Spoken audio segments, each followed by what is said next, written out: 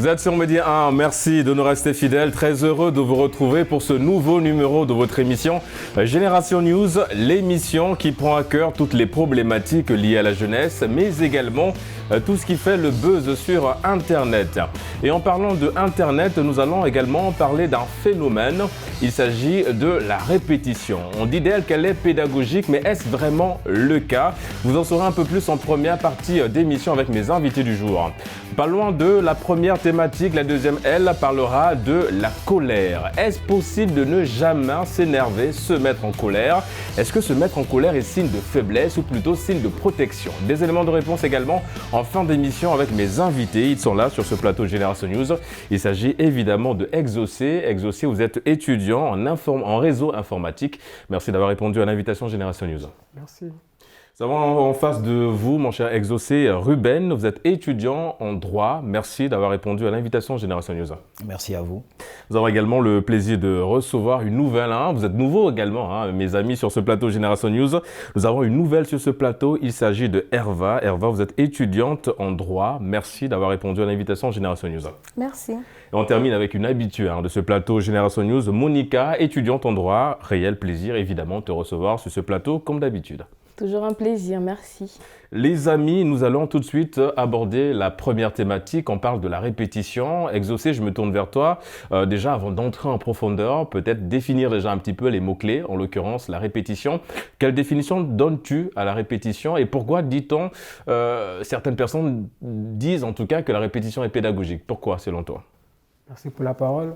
Le mot répétition vient du verbe répéter et lorsqu'on peut le décortiquer en quelques mots, la répétition c'est juste annoncer quelqu'un une consigne déjà donnée et c'est ce que je pourrais dire sur le mot répétition. Donc informer à la personne une consigne donnée pour que ce dernier puisse comprendre le pourquoi on ne veut pas qu'il soit désorienté si c'est une consigne. Une orientation, un conseil. Voilà, effectivement, c'est ça. Une information. Et c'est à cause de toutes ces choses que tu viens d'évoquer qu'on dit de la répétition qu'elle est pédagogique ou bien? Bien évidemment, elle est pédagogique parce que se répéter en soi-même déjà, c'est une bonne chose parce qu'il faut réfléchir avant de dire quelque chose pour ne pas vexer son fils, sa fille ou un parent. Parce qu'aujourd'hui, en Afrique, là où nous sommes, si tu ne prends pas en compte ce que tu dis toi-même, tu peux vexer quelqu'un sans se rendre compte que tu as sorti un truc qu'il n'a pas. Donc du coup, tu dois d'abord te répéter toi-même en soi avant de donner une information à quelqu'un pour ne pas embrouiller celui qui est en face de toi. Donc ce que je pourrais peut-être ajouter sur ce contexte de la répétition, des fois, c'est pas mauvais de répéter quelque chose à quelqu'un juste pour son bien. Donc, c'est un peu ça. On va peut-être revenir sur, effectivement, Ruben, ce que Exaucé vient de dire. On parle de la répétition. C'est vrai que est-ce que le fait de se répéter, à un moment donné, ce n'est pas un peu épuisant, j'ai envie de dire? Bon, alors, personnellement, je ne pense pas véritablement que ce soit épuisant de se répéter.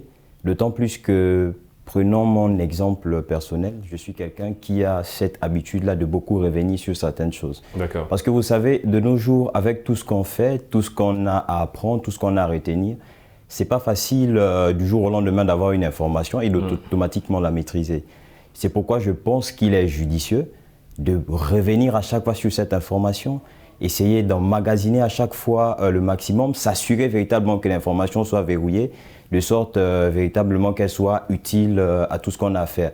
Donc je suis d'avis que la répétition, elle est effectivement pédagogique et personnellement, je n'y vois aucun inconvénient à cela. Oui, mais est-ce que, Monica, est-ce que c'est pas épuisant pour la personne qui se répète à chaque fois et bénéfique pour la personne qui reçoit 2, 3, 4 fois la même information? Alors, en effet, ça peut être un peu épuisant, du moins éreintant. Parce que, en fait, du fait d'entendre à chaque fois la même chose, généralement, la réaction qui est créée, c'est l'agacement chez les personnes en face de nous. Donc, l'interlocuteur peut très vite être agacé, se disant qu'il a déjà perçu l'information, assimilée. Mais on se rend compte souvent que c'est une erreur que de penser que le dire une fois suffira. Souvent, on oublie, souvent, on fait preuve de nonchalance, de négligence. Et le fait de répéter, en fait, engage notre cerveau à enregistrer l'information pour ne pas la perdre en fait par la suite. Ouais. Donc ça peut être dérangeant, mais je pense que c'est important. Herva, est-ce que tu t'es déjà retrouvé dans un cas de figure similaire, c'est-à-dire où tu dois devoir répéter la même information à quelqu'un? Est-ce que tu te dis un peu à l'image de ce que vient de souligner Monica, c'est dans le sens de, voilà, on va dire, de civiliser notre cerveau pour qu'il puisse capter l'information, l'enregistrer, ou bien tu te dis, bon voilà, c'est énervant, j'ai répété 2 fois, c'est bon, c'est largement suffisant. Tout à fait. Parfois, il m'arrive de répéter, mais après, je me dis que répéter à chaque fois, c'est quand même assez lourd, parce qu'à chaque fois, tu vas répéter la même chose, c'est un peu très lourd, mais je me dis que c'est quand même bénéfique. Si ça peut aider la personne à mieux comprendre et certainement à vite faire la chose, je me dis que c'est bénéfique. Et comment tu te comportes face aux personnes qui sont un peu réfractaires à l'idée de recevoir 6 fois la même information? Est-ce qu'il y a une méthodologie pour faire facilement comprendre? Est-ce que la répétition, c'est vraiment l'outil, on parle de pédagogie, pardon, mais est-ce que c'est vraiment le seul outil qui puisse nous aider à vraiment faire comprendre à la personne, à notre interlocuteur en face, une information? Est-ce qu'on est tout le temps obligé de se répéter? Bon, pour ma part, déjà, j'aime pas trop répéter la même chose. Si j'ai répété 2 fois, après, il arrive que je peux me fâcher avec les autres. Et une fois, je me suis énervée ou je me suis fâchée, la personne comprendra que là, franchement, ça ne valait pas le coup d'attendre que je puisse répéter plusieurs fois avant de faire la chose que je voulais. Du coup, la répétition, si je comprends bien, Exaucé, c'est un schéma qui nous permet justement de travailler notre cerveau, d'aider notre cerveau à mieux assimiler certaines informations. Mais est-ce qu'il n'y a pas des risques aussi à ce niveau-là? C'est vrai que ça nous aide à schématiser, à structurer un peu nos idées, mais partant d'une répétition qui ne porte pas ses fruits. Comment analyser cette répétition-là? Le fait de se répéter à plusieurs reprises, mais au finish, il n'y a pas les résultats attendus. Bon, ça dépend du contexte, déjà pour commencer, parce que quand tu répètes tout le temps quelque chose à quelqu'un et que la personne ne prend pas cela en considération, c'est que la personne n'est pas prête. Donc il faut essayer d'étudier le mental de la personne, le moral de la personne. Est-ce que si je lui dis ça maintenant, là, à l'instant, il va capter ou il ne va pas capter? Donc du coup, il faut piocher dans la personne. On peut être grand d'âge, mais on a du mal à comprendre. En fait, il faut adapter la répétition en fonction de la personne en face de nous. C'est bien ça. C'est ce que je pourrais dire dans ce sens. D'accord. Mais est-ce que du coup, il y a plusieurs répétitions, il y a plusieurs manières de... Ruben, ou bien la répétition, elle est universelle? Alors déjà, je vais rejoindre Exaucé dans son propos en disant qu'effectivement, la répétition doit s'adapter au contexte. Parce que vous savez, il y a certaines personnes qui peut vous sembler vouloir comprendre quelque chose, mais en allant dans le fond, vous allez vous rendre compte que le moment n'est pas approprié ou soit que la personne n'est pas disposée. Donc je pense véritablement qu'il est important d'étudier le contexte, d'étudier même l'humeur de la personne avant de s'engager dans une répétition. Alors pour ce qui est des méthodes de répétition, je ne dirais pas qu'il en existe une seule manière de procéder, parce que tout dépend. Est-ce qu'on est par exemple dans le cadre éducatif? Est-ce que c'est dans le cadre professionnel? Est-ce qu'aujourd'hui il y a plusieurs éléments, plusieurs domaines de la vie où la répétition, elle peut être utile pour pouvoir transmettre ou bien faire passer une information? Alors, personnellement, je veux toujours revenir sur mon cas parce que c'est une méthode que j'affectionne beaucoup, la répétition. Parce qu'il nous est arrivé, nous tous, d'être face à des situations où on te pose une question, par exemple dans le cadre de l'école. Et là, tu te rends compte que cette chose, pourtant, je semblais l'avoir maîtrisée l'an dernier, mais aujourd'hui, comment elle a pu m'échapper? Pourquoi? Parce qu'on a juste voulu recevoir l'information pour un moment précis. Alors qu'aujourd'hui, moi, je pense qu'il est véritablement nécessaire de pouvoir emmagasiner l'information, non pas juste pour un moment, mais pour que cela puisse rester. Et vraiment, je veux également souligner mon propos en disant que 2 valent mieux qu'1. Donc, une seule méthode de répétition, je ne pense pas qu'il en existe une seule. Je suis d'accord pour dire qu'aujourd'hui, il existe plusieurs méthodes de répétition, mais qui va s'adapter bien évidemment selon la personne, selon le contexte et selon la thématique qui est développée. Alors effectivement, vous avez parlé, Ruben, de 2 points. Je vais m'arrêter sur le premier point. On va peut-être axer un petit peu la répétition sur une forme éducative. On parlait en famille, par exemple, Herva, est-ce que la répétition, c'est quelque chose, on va dire, qui était bien installé dans la famille, chez papa ou comme chez maman? Est-ce qu'il y avait toujours un peu cette envie de vous faire répéter les mêmes choses, par exemple?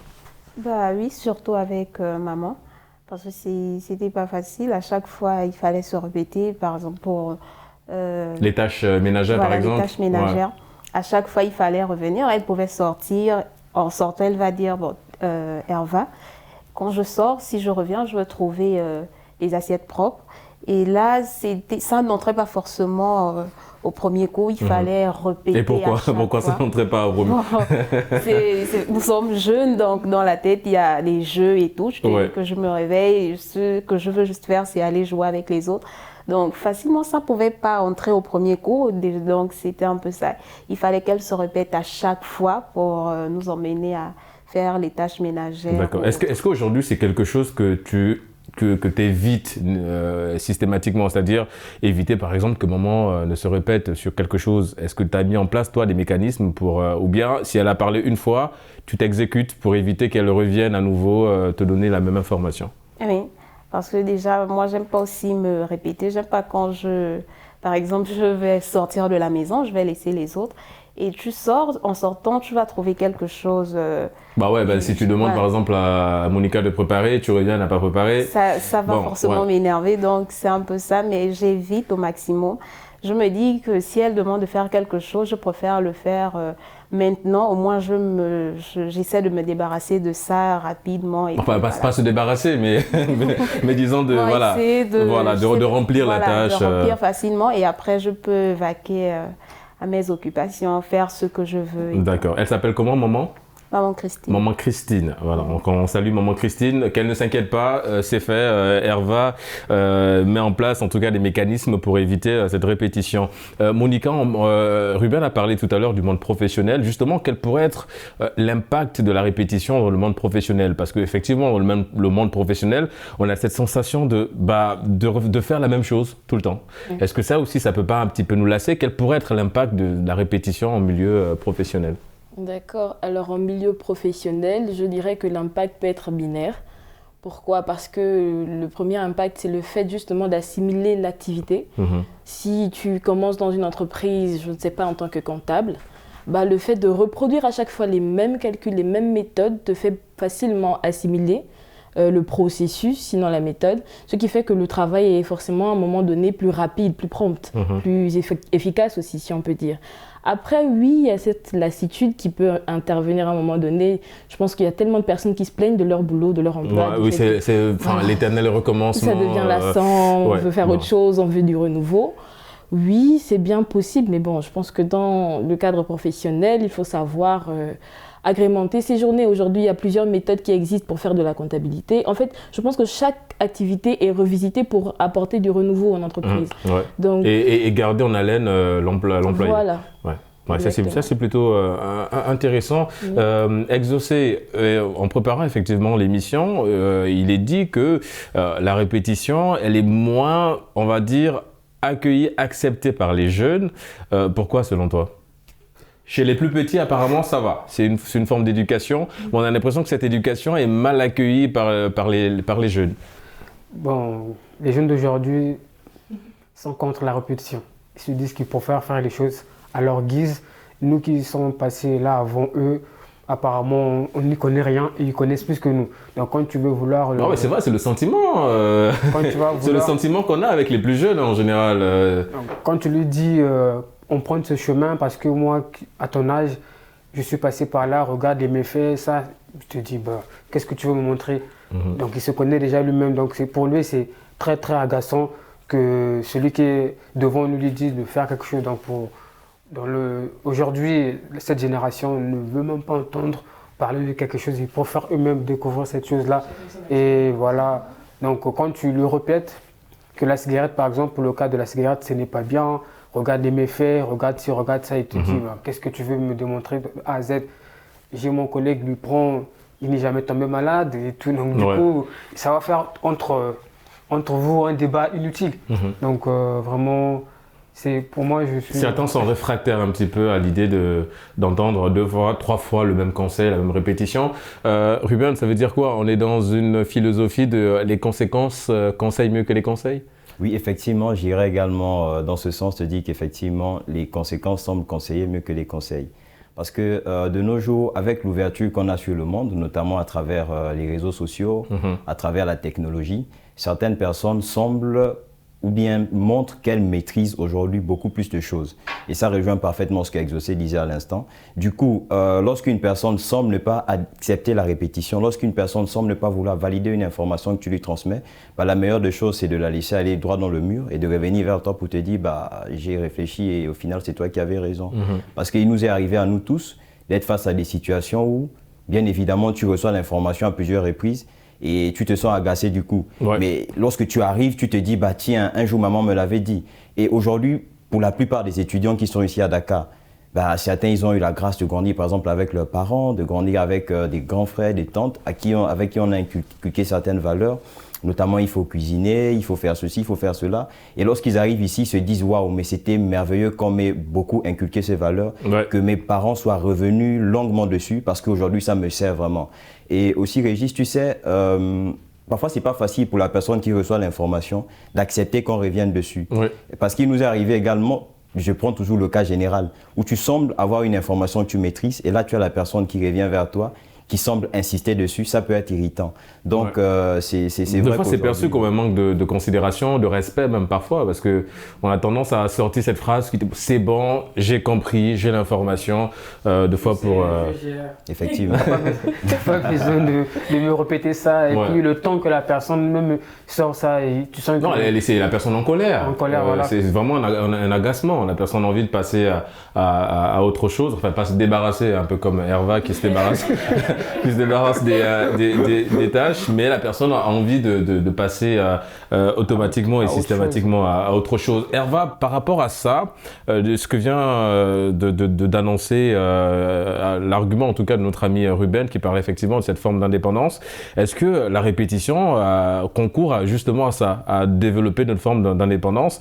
À la maison, sûrement maman Christine te disait Herva, il faudrait que tu prépares tous les matins, et si tu es seule, du coup tu prépares. Est-ce que cette répétition, à l'image de ce que vient de dénoncer Ruben, concourt à notre indépendance? Oui, je dirais que la répétition concourt à notre indépendance, comme Ruben pouvait si bien le dire.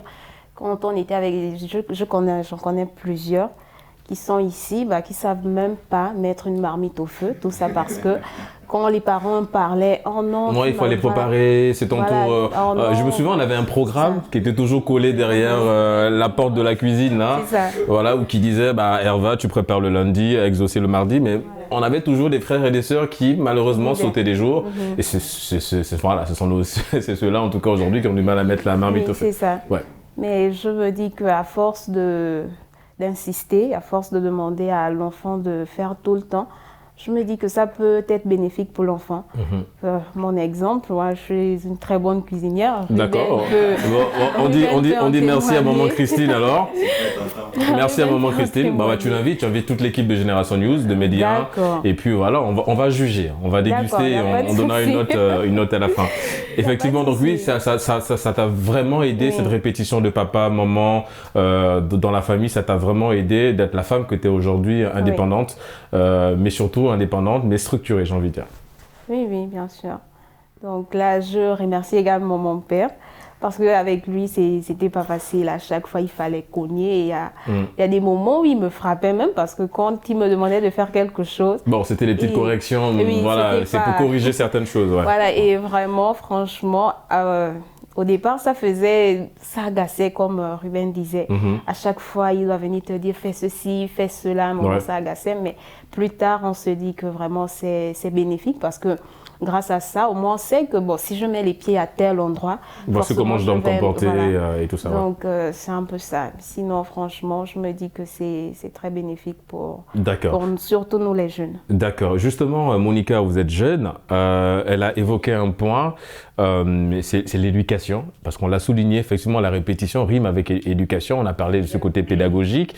Mais qu'en est-il de l'éducation en famille? Tout à l'heure, on a parlé de la correction un petit peu. Bon, papa, apparemment, il donnait la chicotte à la place de la carotte parfois. Mais je veux dire, est-ce que cette éducation-là, cette forme d'éducation rime nécessairement avec la répétition? Est-ce qu'on ne peut pas demander à un enfant de reprendre la même chose sans forcément passer par la case punition?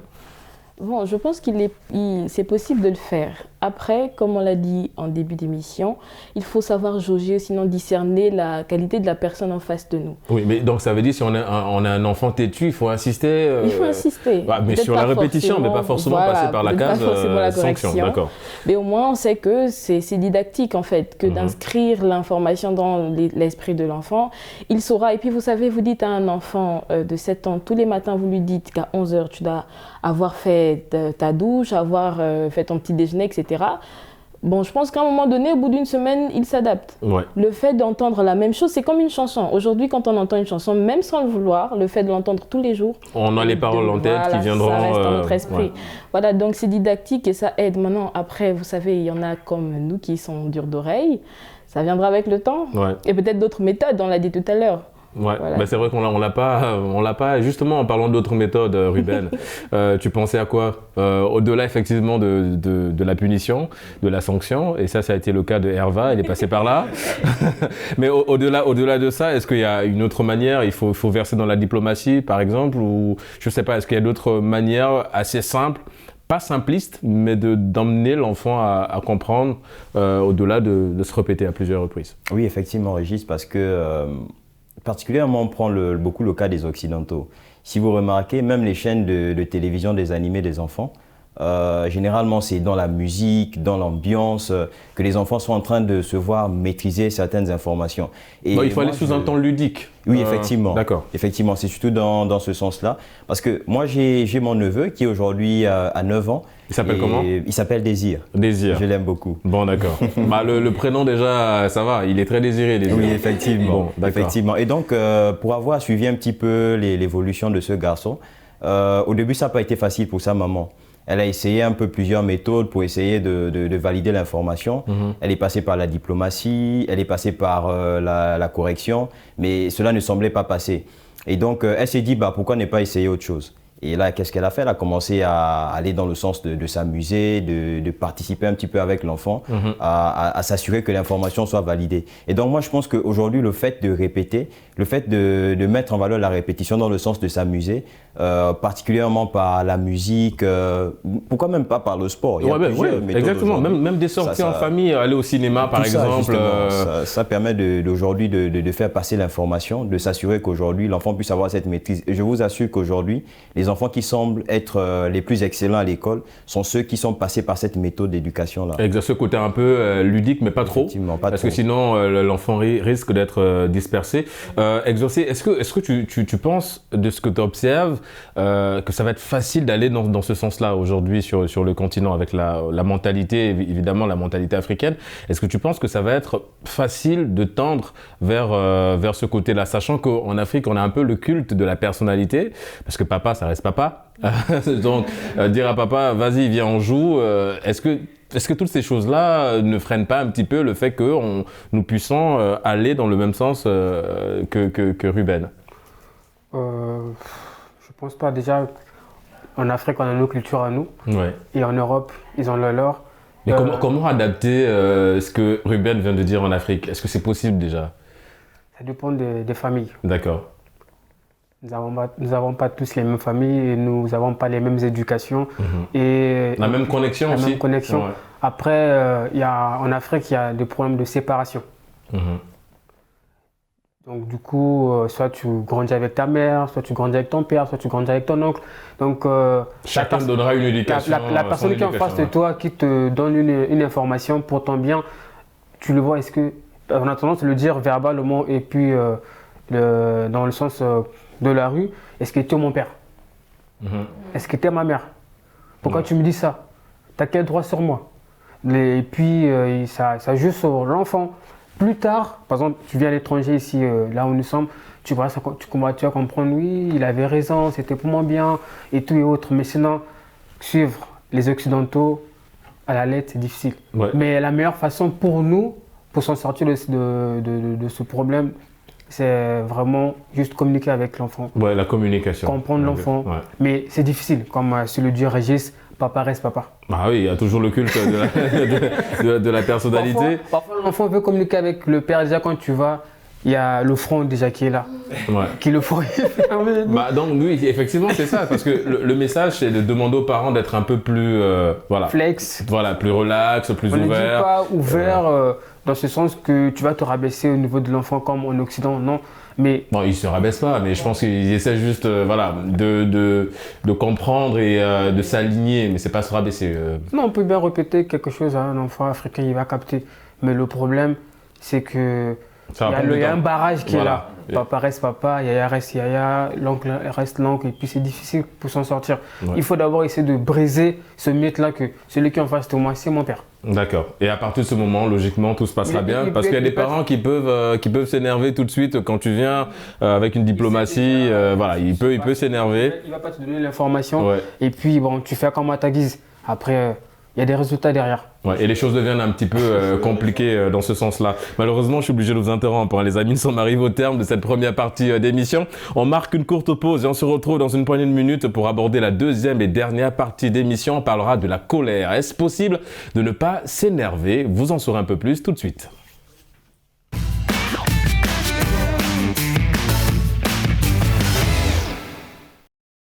De retour sur le plateau de Génération News pour la deuxième et dernière partie d'émission. Après la répétition en première partie, nous allons à présent aborder la colère. Est-ce possible de ne pas se mettre en colère, de s'énerver? Ruben, je me tourne vers toi. La colère, comment gérer ce sentiment noir selon toi? D'accord. Donc déjà, la colère, il faut souligner, comme tu l'as dit Régis, que la colère, c'est un sentiment. C'est un sentiment qui aujourd'hui peut nous pousser à poser des actes ou à faire des choses qu'après on peut se mettre à regretter. Et donc aujourd'hui, à la question de savoir s'il est possible de ne pas se mettre en colère, je dirais que je vais répondre à demi-teintes. D'accord. Parce que tout dépend de la situation, tout dépend de l'humeur qu'on a initialement, tout dépend également de la personne à qui on fait face. Tout dépend également de la situation qu'on est en train d'affronter, bien évidemment, qui peut déterminer si à ce moment on est à même de retenir sa colère ou de se mettre en colère.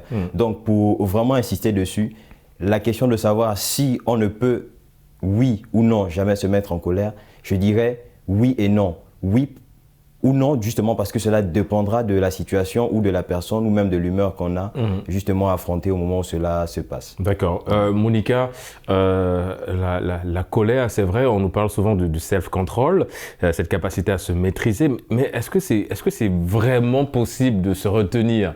C'est vrai que Ruben a parlé de la situation et de la personne en face de nous, mais est-ce que c'est possible vraiment de mettre en avant ce self-control? Alors, je pense que oui. Je fais partie de ceux qui se disent et qui affirment que quelle que soit la situation, quelle que soit la personne, nous avons la possibilité de contenir nos émotions. Parce qu'après, vous savez, on peut être en colère intérieurement aussi, mais ne pas forcément extérioriser par des gestes, des mots, etc. Ouais. C'est ce qui fait généralement qu'on se livre à des attitudes qui ne vont pas forcément glorifier qui nous sommes. Oui, mais est-ce que l'un de vous là t'interrompre, mais est-ce que sur le coup, supposons par exemple tu es en train de discuter avec quelqu'un, et est-ce que sur le coup tu commences à mettre en place ces mécanismes-là de self-control, sachant qu'en fait la colère c'est un petit sentiment qui grandit tout de suite. Exactement. C'est-à-dire que voilà, t'emmagasines tout ce que la personne est en train de te dire, et là ça monte. Donc à un moment donné, va falloir extérioriser tout ce que tu as emmagasiné. Oui, je suis d'accord avec cela, mais sur l'instant, vous avez parlé de nourrir. Ouais, Il faudra déjà essayer de ne pas nourrir cette colère-là, en fait. d'accord. Tu peux te retrouver face à quelqu'un qui peut t'injurier, par exemple. Tout dépend de comment tu reçois la chose. Après, je pense que c'est un travail, hein. C'est un travail personnel. Ça se fait pas, je pense pas qu'on maîtrise ses émotions de la sorte, automatiquement. C'est un travail personnel. On parle de self-control, si je ne m'abuse. Après, avec le temps, ça va en fait. Tu ne nourris pas forcément la pensée, tu ne nourris pas forcément les sentiments. Et après, pour se vider, tu peux trouver un ami, tu peux trouver un collègue, quelqu'un qui peut t'écouter, vers qui tu peux aller consulter la chose, directement un psychologue qui va t'aider. Parce qu'en fait, le psychologue, c'est celui qui va réussir à mettre des mots sur tes difficultés. Le frère, il va simplement t'écouter. Mais après, ça dépend de la personne. Si la personne a besoin simplement d'une écoute, d'une oreille et pas besoin d'un retour, effectivement que exaucer peut jouer ce rôle-là. Et en parlant justement de la colère exorcée, est-ce que le fait de s'énerver est toujours synonyme de faiblesse? Est-ce que c'est pas une façon aussi de se protéger? De montrer que, écoute, je suis calme, un peu comme Ruben et comme Herva, mais quand ces personnes se mettent en colère, ce qu'ils veulent également se positionner pour dire, écoutez, je suis calme, mais je sais taper sur la table également.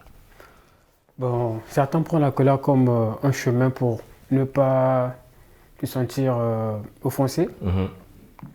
En le voyant, il est calme, il est doux, mais il se dit, bon, si je me laisse... je laisse le schéma à tout le monde. Tout le monde va me marcher dessus.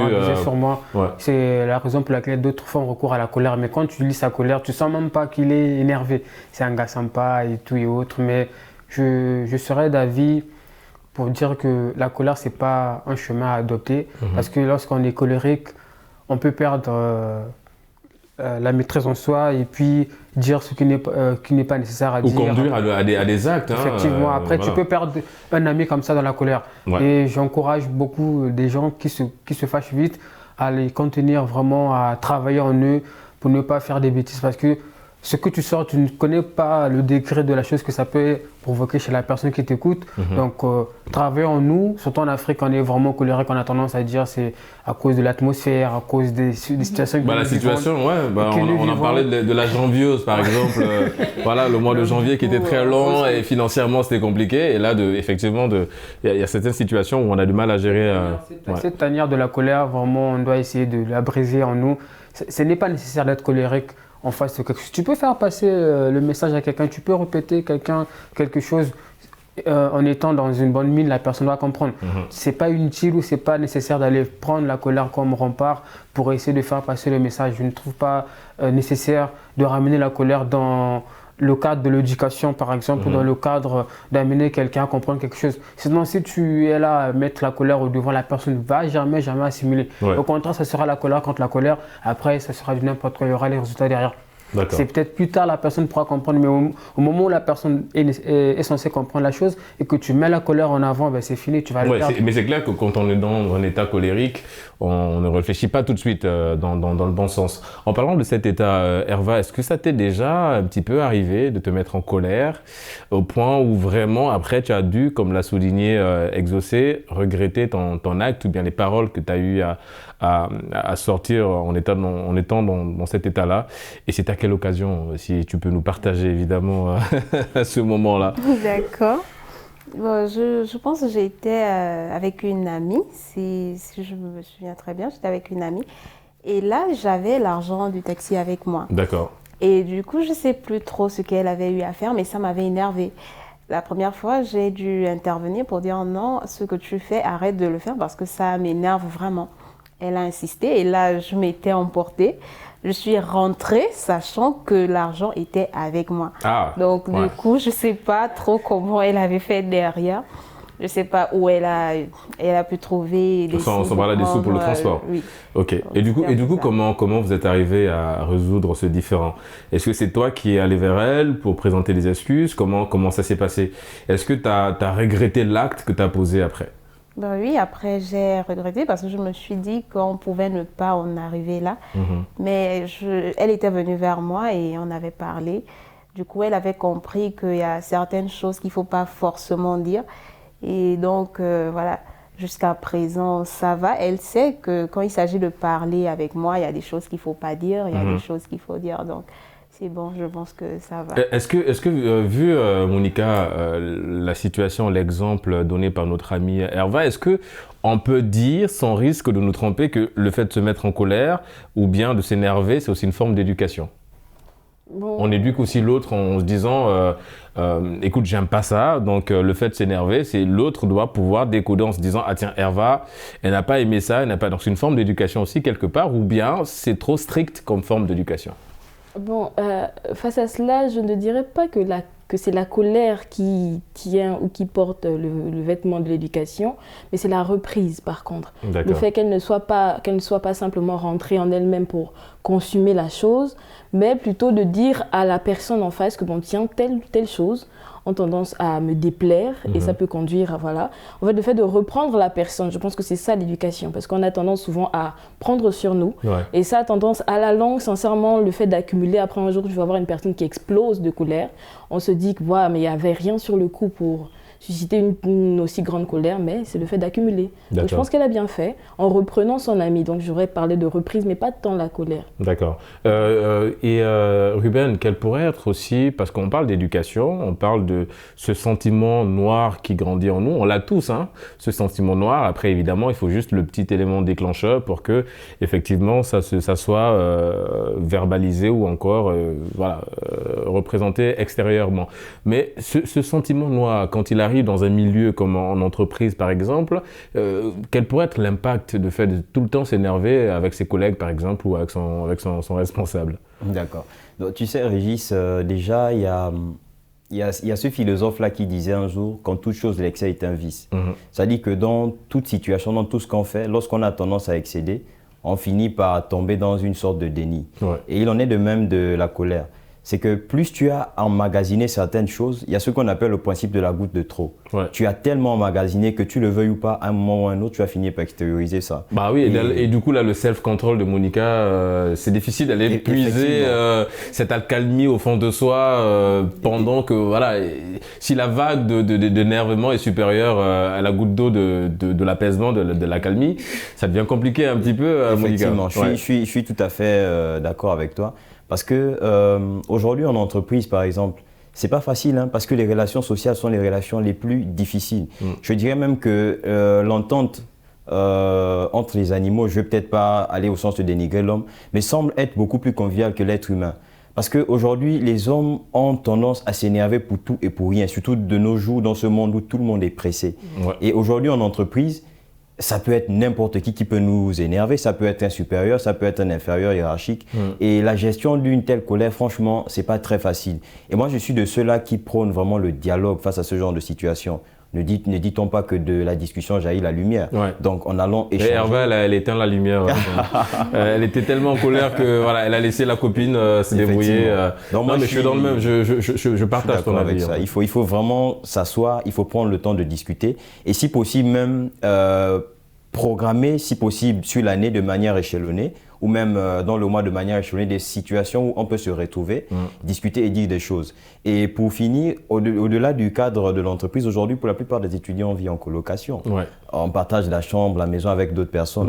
C'est important souvent de s'asseoir, faire un point, de se dire, jusqu'ici, qu'en est-il de notre relation, de nos échanges aujourd'hui? C'est très compliqué en coloc, c'est-à-dire que tu sors, tu as laissé la maison propre, tu reviens, l'autre a fait beaucoup de choses. Et c'est vrai qu'on a tendance à vite s'énerver et parfois ça se termine très mal là, cette situation. Merci en tout cas Ruben pour ces arguments sur la gestion de la colère en milieu professionnel. Mais Exaucé, tu es un sportif et comment le sport peut également nous aider à mieux gérer sa colère?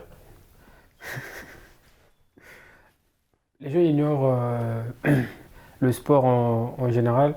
C'est pas juste un secteur approprié pour ceux qui jouent du foot. Ça s'arrête qu'au foot, mais le sport est un élément très très important pour essayer de travailler sa psychologie. C'est comme un psychologue sans se rendre compte. Le fait que tu fais des mouvements, ça t'aide vraiment à...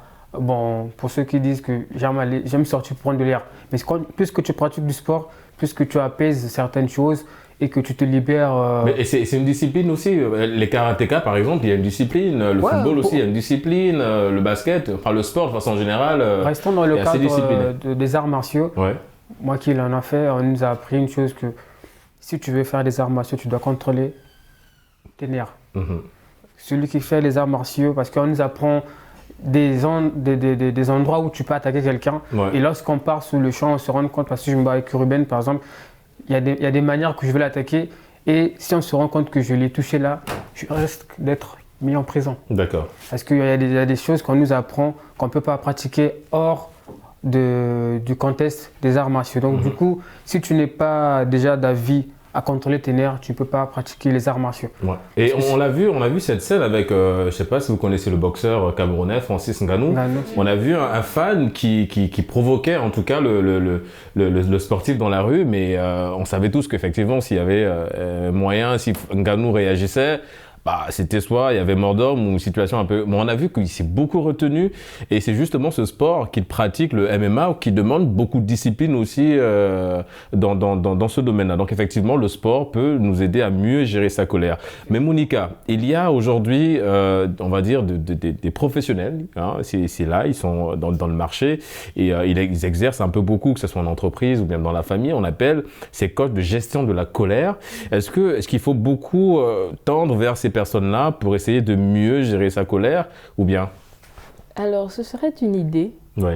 Voilà, tant qu'à faire, si on a des professionnels, des personnes formées pour, nous pourrions en profiter, que ce soit en entreprise, autant pour moi. Oui, parce qu'il y a même des séminaires, séminaires sur des gestions de colère et de la colère. C'est important. Et puis, je pense qu'il y a beaucoup de choses, beaucoup d'éléments que l'on ignore, même souvent sur nous-mêmes. Par exemple, je pense avoir assisté à une des conférences qui apprenait, par exemple, certains signes de ton comportement. On va te dire que si tu fais très souvent tel geste, en fait, c'est parce que tu as du mal à contenir ta colère. En fait, il y a des petits éléments que l'on ignore et voilà, c'est le moyen pour nous de découvrir tous ces éléments. Après, voilà, on peut se tourner souvent vers certaines pratiques. Il y a le sport, il y en a qui font du yoga. Ouais, la méditation. La méditation. Ouais, ça va. Voilà. Mais après, il faut partir d'une volonté. D'accord. Voilà. Sans volonté, je ne pense pas qu'on puisse accomplir grand chose, autant pour moi. Donc, il faut d'abord reconnaître qu'on a ce problème, d'accord ? Reconnaître que la colère est un problème en nous, vouloir changer les choses avant de s'adonner à une quelconque activité, sinon il n'y aura pas forcément les fruits. D'accord. Herva, ça va, tu reconnais tes colériques un petit peu. Est-ce que toi, ces procédés-là t'intéressent ? La méditation, le yoga par exemple, pour mieux gérer ta colère ? Est-ce que ce sont des activités où voilà, facilement tu peux y aller ? Je dirais non. D'accord. Déjà. Mais comment tu gères ta colère toi alors du coup ? D'accord. Tu payes pas le taxi, c'est ça? Mais comment tu gères ta colère? Je préfère partir. Si je suis à un endroit, je sens que je commence à m'énerver et tout. Je préfère me retirer, partir et voilà. J'essaie d'être seule un moment et puis le temps de me reprendre et puis je reviens. D'accord. Ruben, est-ce que la solitude, c'est vraiment un moyen efficace pour gérer sa colère? Ou bien c'est simplement une forme de prison dorée? C'est-à-dire que le fait de se retirer en étant seul, on se dit, bon, ça va, mais la vérité, c'est qu'on ne soigne pas grand-chose quand on est seul. Oui, effectivement, parce que par rapport à ce que Monica a eu à dire, plusieurs pistes de solutions nous sont offertes aujourd'hui pour nous permettre de pouvoir gérer la colère. Et je suis de ceux-là, lorsque je m'énerve, j'ai tendance à devenir très calme. Lorsque je sens en moi cette colère qui monte, j'ai tendance à devenir très calme, parfois même à me retirer un moment. Mais je sais que ce n'est pas forcément la meilleure des solutions. Pour moi, ça peut passer. C'est-à-dire par cette méthode-là du retrait un moment, ça peut me permettre aujourd'hui de surmonter ou de dépasser ma colère, mais ce n'est pas forcément le cas pour tout le monde. Ouais. Il y a d'autres personnes qui ont vraiment besoin de faire un travail de fond, parce que c'est un véritable phénomène aujourd'hui. Surtout, j'insiste vraiment avec ce monde dans lequel on vit, tout le monde est pressé. Tout le monde vraiment est influencé par la technologie. Tout ce qu'on voit aujourd'hui est susceptible de nous énerver. Ouais. Donc je pense qu'aujourd'hui, le fait de se retirer un moment, ça peut participer à calmer la colère, mais ce n'est pas forcément la meilleure des solutions. D'accord. Le voyage, Monica, enfin, les loisirs, le fait de voyager, ça peut aussi à un moment donné, voilà, parce qu'en général, quand on est en colère, c'est qu'on a emmagasiné beaucoup d'informations néfastes, et là tu l'as souligné également, on l'a souligné sur ce plateau. Est-ce que le fait d'extérioriser tout ça par le voyage, par exemple, ça peut aussi être un procédé pour mieux gérer sa colère, par exemple? Oui, je pense que... Après, il faut avoir des moyens aussi. Mais bon. Voilà, il faut faire à la hauteur de ses capacités. Mais j'aime bien le fait qu'on revienne tous sur quelque chose. On parle de gestion, on parle jamais d'élimination ou d'éradication de la colère. Ça ne se fait pas en fait. C'est quelque chose qui fait partie intégrante de notre personne, de notre caractère. Après, les loisirs nous aident aussi dans la détente. Voilà, on essaie de se détendre, de se mettre à l'aise. Mais je pense que l'une des clés principales pour la gestion de toute émotion forte, c'est la communication. Parce que, comme on l'a dit, le fait d'accumuler, de garder tout ça en nous, en fait, c'est ce qui fait justement les débordements qui vont se justifier par des actes incontrôlés, etc. Mais c'est surtout la communication, trouver le moyen, la force, le courage de pouvoir extérioriser ce qui nous déplaît de manière à enseigner à notre entourage, justement. Parce que c'est un travail d'équipe, je pense. Tout ce qui nous énerve ne vient pas toujours de nous-mêmes, c'est notre entourage, etc. Mais je pense que si on trouve le moyen, par des efforts, de pouvoir enseigner, j'ai envie de dire, à notre entourage ce qui nous déplaît, Je pense qu'avec beaucoup d'amour et de patience, on peut s'entraîner de manière à éviter justement de tomber dans ces situations de colère et autres. Ouais. Alors, les amis, je pense qu'on a peut-être déjà assisté à une situation comme ça, la colère, la gestion de la colère en famille. Il est dit, en préparant effectivement cette thématique, en fait, sur le continent, la colère a tendance un petit peu à désorienter les plus jeunes. La colère en famille, on a tous assisté à une scène où papa s'est énervé contre maman ou vice-versa, et que cette colère a déteint sur l'enfant. Là aussi, quand on parle de gestion de colère exaucée, c'est de façon plus large, c'est-à-dire même papa, maman a besoin de gérer aussi sa colère et de dire qu'en fait, le fait de m'énerver, je suis en train, sans le vouloir, de contaminer, bien de transférer mes émotions négatives à ma fille ou bien à mon enfant, et du coup, demain, l'enfant peut être désorienté dans ce sens-là. Donc c'est vraiment une sensibilisation plus large que cela, mon cher exaucé. Alors comme je le disais tout d'abord, c'est la colère en Afrique. C'est un truc qu'on doit briser. D'accord. Mais comment? Vous avez dit la communication, d'accord. Mais est-ce que c'est suffisant, la communication? La clé de briser la colère en Afrique, c'est communiquer. D'accord. Et nous, on n'en a pas. Comparé aux Occidentaux, nous, Africains, on communique rarement avec nos enfants. Et les conséquences sont là. On rentre dans des chemins qui n'étaient même pas prédestinés pour nous parce que on manque de communication. Aujourd'hui, manque de communication induit au manque d'orientation. On s'oriente mal et on voit que... Nous, on n'a pas de repères. On n'a pas de repères, oui, en quelque sorte. Donc du coup, dans la famille, les parents ont du pain sur la planche pour communiquer envers les enfants. On n'est pas des magiciens pour savoir ce qui se passe derrière, seulement s'il n'y a pas une bonne communication. Une bonne communication apporte ses fruits. S'il n'y a pas la communication entre l'enfant et les parents, l'enfant se perd carrément. Ouais. Et après, ça dépend de la manière que les parents eux aussi, ils ont tendance à impliquer le message à nous les enfants pour qu'on puisse comprendre ce qui se passe. Mais bon, eux ils font recours à leur âge, ils font recours à leur ancienneté, que non, nous à notre époque il y avait ci, il y avait ça. On n'est plus dans la même époque, les époques ont changé, les sont plus les mêmes. Donc du coup, ce que je pourrais apporter dans ce point de la colère dans la famille, la communication. On doit vraiment communiquer entre nous. Ça nous manque et ça désoriente et ça coupe une famille. On voit que le père est à gauche, la mère est à droite, les enfants sont à l'est et ainsi de suite.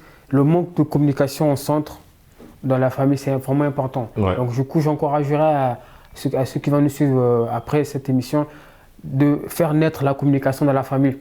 Parce que si sans communication... De travailler leur self-control. Voilà, sans communication... Ouais, il faut aller dans ce sens-là, de travailler ce self-control. Mais Ruben, c'est un peu plus large. C'est vrai que ce que Exaucé vient de dire, c'est très pertinent, mais c'est souvent difficile de demander à nos parents d'aller, par exemple, se disputer ailleurs. Mais est-ce qu'ils ne gagneraient pas à le faire pour ne pas choquer les enfants, justement, s'il y a des disputes? Il y a par exemple leur endroit conjugal qui est la chambre où ils peuvent facilement, on va dire, se mettre en colère sans forcément avoir un impact négatif sur les enfants. Est-ce que le fait simplement de se mettre en colère, mais devant les enfants, peut également, comme je l'ai souligné, désorienter leur progéniture? Oui, effectivement, parce que vous savez, aujourd'hui, le premier modèle des enfants, c'est leurs parents. Exactement. C'est-à-dire, l'enfant, il a tendance à reproduire dans la société ce qu'il a vu chez lui. Voilà. Et donc, moi, je pense qu'aujourd'hui, des familles où véritablement les parents ont tendance à se disputer devant les enfants, non seulement c'est un très mauvais témoignage qu'ils sont en train de renvoyer, mais en plus, c'est une très mauvaise éducation qu'ils sont en train d'inculquer aux enfants. Ouais. Aujourd'hui, prenons le cas de notre pays, combien d'enfants aujourd'hui sont plongés dans la débauche, dans l'alcoolisme, mais ça ne vient pas de loin. Comme on dit, le danger ne vient jamais de loin, c'est là au village.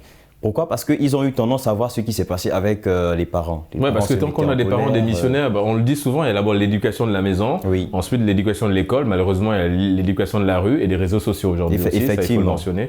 Effectivement, mais aujourd'hui moi je pense que l'éducation la plus importante c'est celle qu'on reçoit chez nous. Exactement. On reçoit chez nous. Et moi je pense qu'aujourd'hui je vais aller également dans le sens de conseiller les parents, s'il vous plaît, lorsqu'il y a un souci, lorsqu'il y a une mésentente, une incompréhension, retirez-vous. L'univers tout entier n'est pas censé savoir qu'aujourd'hui vous avez un souci. Et ce n'est pas un très bon témoignage, franchement, que vous renvoyez aux enfants, que de devoir, comme ça, vous discuter devant eux. Et donc, s'il y a un souci, retirez-vous. Discuter, dialoguer tranquillement. Et de cette manière, vous êtes non seulement en train de protéger le noyau familial, mais vous êtes également en train de protéger vos enfants par rapport à l'influence qu'il y a dans ce monde actuellement. Exactement. Herva, est-ce que c'est quelque chose, on va dire, à laquelle tu es très sensible, le fait aujourd'hui, par exemple, de ne pas assister, de voir des gens qui se disputent, qui se mettent en colère devant toi? Est-ce que tu as cette envie parfois d'aller jouer, on va dire, à celle-là qui peut, on va dire, calmer le jeu? Comment tu perçois souvent les disputes, par exemple, le fait que les gens se mettent en colère devant toi? Bon, déjà, c'est quand même assez compliqué parce que moi-même, déjà, j'aime me mettre en colère. Ouais. Mais bon, ce que je peux faire, c'est plutôt demander aux personnes de se calmer parce que la colère, franchement, c'est déjà quelque chose de pas bien. Il peut arriver tout genre d'accidents, donc du coup, je préfère dire aux gens qui se mettent vraiment en colère d'essayer de réfléchir deux fois avant de... réfléchir 2 fois avant de s'emporter et tout. Voilà, de poser des actes qui demeureront des conséquences assez lourdes. Les amis, nous sommes arrivés au terme de cette émission, ça allait très vite. On remercie Exaucé d'avoir participé à Génération News. Je rappelle que tu es étudiant en réseau informatique. Merci d'avoir répondu à l'invitation Génération News. Un message, une personne à saluer, peut-être papa, maman, un petit coucou du côté du Congo, c'est bien ça? Ouais, tu veux saluer quelqu'un en particulier? Ouais, je veux saluer la famille Mbika. D'accord. La famille Ngoma et puis... Voilà, toute la famille. Toute la famille, voilà, de façon générale. Ruben, étudiant en droit, c'était un plaisir de te recevoir également. Une personne à saluer vite fait avant de clore l'émission. Oui, effectivement, je fais un gros coucou à mon frère et qui est également mon coloc, c'est Prince. D'accord. Donc, je te porte dans mon cœur, mon frère. Bon, voilà, on salue Prince. Herva? À mon meilleur ami, voilà. André Lix. Voilà, au meilleur ami, Monica. Alors, je salue la famille au pays, au D'accord. Gabon, papa, maman, et ici, je salue le centre d'évangélisation Béthanie. Bon, d'accord, on salue tout le monde. En tout cas, vous l'aurez compris, c'est la fin de cette émission. Merci de l'avoir suivi. On se donne rendez-vous samedi prochain pour d'autres thématiques liées à la jeunesse. D'ici là, n'oubliez pas, quoi qu'il arrive et quoi qu'il advienne, gardez le sourire en compagnie de nos programmes.